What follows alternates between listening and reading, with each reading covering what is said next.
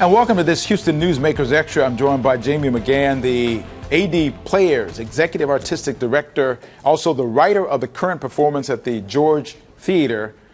Good morning. Good to see you. Good morning. Good to see you, Kimbrough. So Apollo 8 is the performance, it's the production there now. And it's got to be interesting because you are just officially starting as the director, but now you have Apollo 8 playing.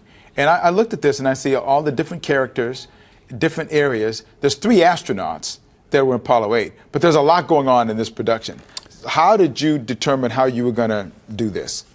Yeah, when I started researching, one of the things that drew me to the story immediately when they asked me to look at it as a possibility to extend it into a stage play was, are we looking at a documentary style play? Are we looking at something that we've heard kind of over and over and over again? The Apollo missions have been covered ad nauseum, and one of the more drawing aspects of the story to me was how the world was affected by the Apollo 8 mission. This was a 50-50 shot. It was truly the most gutsy mission that NASA ever flew.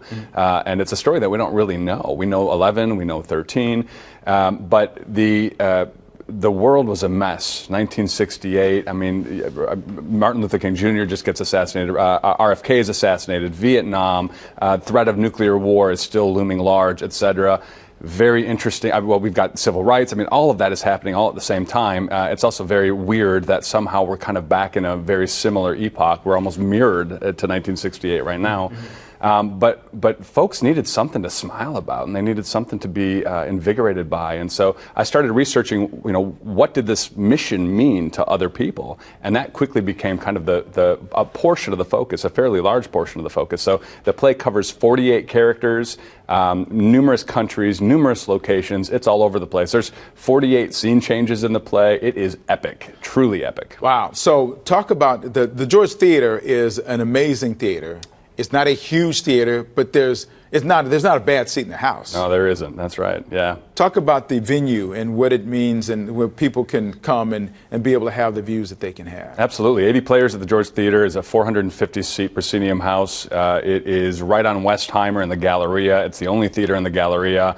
It's a stunning theater in an incredible location. Free parking, great seats everywhere. You could be all the way in the back and you still feel like you're very close to the stage, unlike some of the very large auditoriums, 1,200-seat, 1,500-seat auditoriums where you feel like you're very far away. It's intimate, and the play is so grandiose that you feel like you're right in there with them. So how long is the play running for, and how much are the tickets, and where can they get them? June 5th, the play closes, and you can go to 80players.org, and that's where you can get tickets. And tickets are varying price ranges. We have prices down in the front that go for, I think they're $75 a ticket, all the way back to, into the back for a lot less. So I know this is the, quote, world premiere of this production. So what happens after this? Can it go other places? Will other houses want to pick it up? How does that work? Boy, I sure hope so. Yeah, being a playwright, you just never know. So it's whether other theater companies are interested in it and if they're excited. I've already heard a lot of our audiences have loved the play. They've all walked out very excited by what they've seen,